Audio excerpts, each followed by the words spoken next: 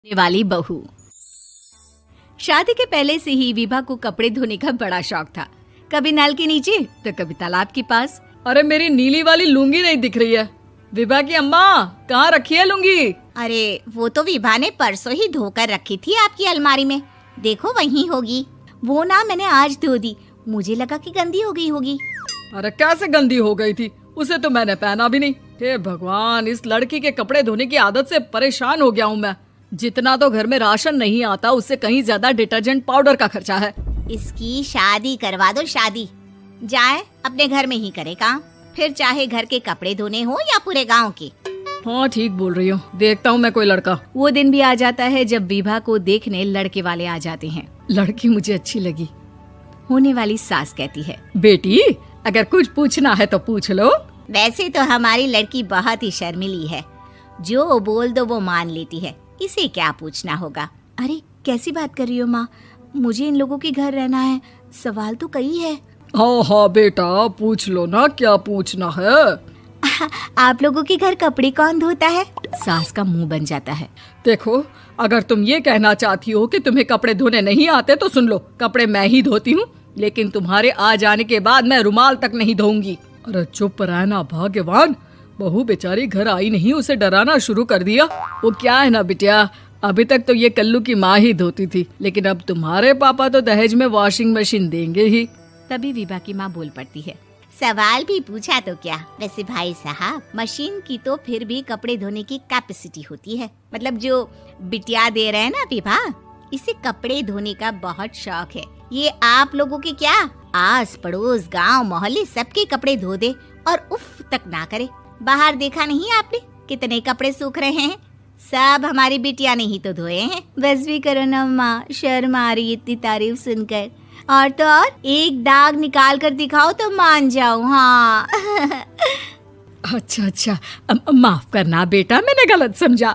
हमें तो रिश्ता बहुत पसंद है। और ऐसे जुड़ जाता है रिश्ता कपड़े धोने का शौक रखने वाली विभा का। उसकी शादी हो जाती है कोयला फैक्ट्री में काम करने वाले कल्लू के साथ। शादी के बाद अचानक विभा चिल्लाती हुई सास के पास आती है। सासू माँ, अरे सासू माँ कहाँ है आप? ये तो धोखा है, धोखा दिया आप लोगों ने मुझे। इसे ससुर के चक्कर के बारे में पता चल गया। अरे तो उसमें तुझे क्यों धोखा मिला है? अरे नल में पानी नहीं आता, कपड़े कैसे कब धुलेंगे? अच्छा, तू पानी नहीं आ रहा उसकी बात कर रही है। तो आपने क्या सोचा? कुछ नहीं। अच्छा, तेरी माँ ने कहा था कि कपड़े धोने का शौक है तुझे, याद आया मुझे। शौक बोलकर कपड़े धोने वाले मेरे जुनून को कम ना आके सासू माँ, कपड़ा धोना मेरा गुरूर है। तभी पति भी वहाँ आ जाता है। अभी मैंने इसे सनी देओल की फिल्म दिखाई है, उसी के डायलॉग मार रही है माँ। अच्छा सुन, साफ साफ बता रही हूँ, पानी सुबह 4 से 6 और शाम को 10 से 12 आता है, समझी? विभा टाइमिंग सुनकर हैरान हो जाती है। ये क्या भूतों का मोहल्ला है? सुबह 4 बजे उठकर कौन कपड़े धोता है? 4 बजे टंकी में पानी जाता है, फिर सारा दिन धोना ना, किसने मना किया? अरे कैसी बात कर रही हैं? 200 लीटर की टंकी में कितने कपड़े धो लूंगी मैं, सुबह ही उठ जाऊंगी मैं। अब क्या था, विभा सुबह 4 से लेकर रात के 12 बजे तक कपड़े ही धोती रहती।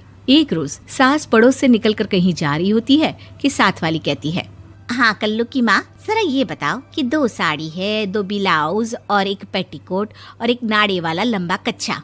हाँ तो? अरे तो क्या, कितना लोगी धुलाई ये बताओ। धोबन दिख रहे हैं हम क्या? हमारे पति सरकारी नौकरी से अभी रिटायर हुए हैं और बेटा सुपरवाइजर है कोयला फैक्ट्री में। धोबन समझ रखा है हमें? हाय रे कल्लू की अम्मा, माफ कर दो, वो तो मोहल्ले में यही सब बता रहे थे कि तुमने बहू को कपड़ा धुलवाने के काम में लगा दिया है। सास को पड़ोसन की बात सुनकर गुस्सा आ जाता है। वो घर पहुंचती है जहां घर के बाहर ही इतने सारे कपड़े सूख रहे होते हैं जितने कि किसी धोबन के घर पर। अरे ओ कल्लू की दुल्हन, बाहर निकल। माँ जी यहीं आ जाओ, बाथरूम में चादर धो रहे हैं हम। अरे अभी हम धोते हैं, तुमको बाहर निकलो। ये आस पड़ोस वाले बोल रहे हैं कि हम बहू से कपड़े धुलवा कर उसे कपड़ा धोने वाली बना दिए हैं। अरे छोड़ो ना माँ जी, किन लोगों की बातों में आती हो? आस पास के लोगों का तो काम ही होता है कि वो किसी तरह सास बहू को लड़ा दे। बहू सारे घर के कपड़े धोती है, ये क्या कम है? बोलिए। सास को भी लग जाता है कि वो बहू का ये सनकीपन नहीं छुड़वा सकती, इससे अच्छा है कि खुद ही चुप हो जाए। एक रोज सास और बहू मंदिर जाते हैं, जहाँ सास की साड़ी वहाँ खड़ी भीख मांगने वाली से मिलती है। माँ जी क्या बात है, आपकी साड़ी उस भिखारन से कितनी मिल रही है ना? हाँ हाँ देखो तो, दोनों की साड़ी मिल रही है। क्या बात है कल्लू की अम्मा, तुम खुद को तो अफसर की बीवी बताती हो और ऐसी सिंपल सी प्लेन साड़ी पहनकर घूमती हो। सिंपल और प्लेन नहीं है ये साड़ी। तो क्या सोने के धागे से फूल बने हैं? कुछ भी सासू माँ, कुछ भी। हाँ बने थे इस साड़ी में सोने के धागे से फूल। मेरे पति लेकर आए थे मद्रास से स्पेशली मेरे लिए 10,000 की। ताहे भाई साहब इस भिखारन के लिए भी सेम टू सेम साड़ी लेकर आए होंगे 10,000 की। सास उस वक्त तो कुछ नहीं कहती, लेकिन बहू के साथ घर आती है और अलमारी से एल्बम निकाल कर लाती है। ये साड़ी देख रही है, ये वही साड़ी है जिसे मैंने अभी पहना था। इस साड़ी में ये जो चमकदार फूल दिख रहे हैं ना, ये सोने के धागों से काढ़े गए हैं। लेकिन तू लोकल वॉशिंग मशीन ब्रश से घिस घिस कर सारे फूलों को निकाल कर साड़ी प्लेन कर दी। मुझे माफ कर दीजिए सासू माँ। और तो और, जब मैंने तुझे तेरी गलती के लिए कुछ नहीं कहा, लेकिन तूने तो सबके सामने मेरा मजाक ही बना दिया। क्यों? बहू को समझ में आ जाता है कि अब से उसका कपड़े धोना बंद।